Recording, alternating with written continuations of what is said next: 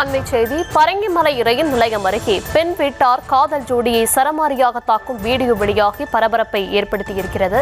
விவரங்களை தர இருக்கிறார் செய்தியாளர் மொய்தீன். விவரங்கள் வழங்கலாம்.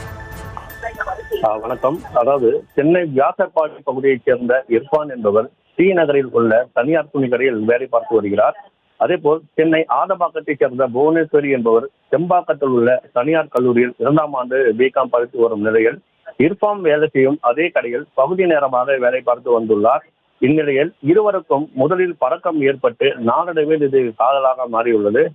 இருவரின் காதலுக்கு பெற்றோர் எதிர்ப்பு தெரிவிக்க நேற்று இரவு இருவரும் வீட்டிலிருந்து வெளியேறியுள்ளனர்.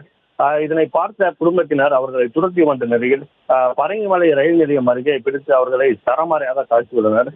இதனை அடுத்து தகவல் இருந்து அங்கு வந்த ஆதம்பாக்கம் போலீசார் இருவரையும் காவல் நிலையம் அழைத்து சென்று தற்போது விசாரணை மேற்கொண்டு வருகின்றனர். அவங்க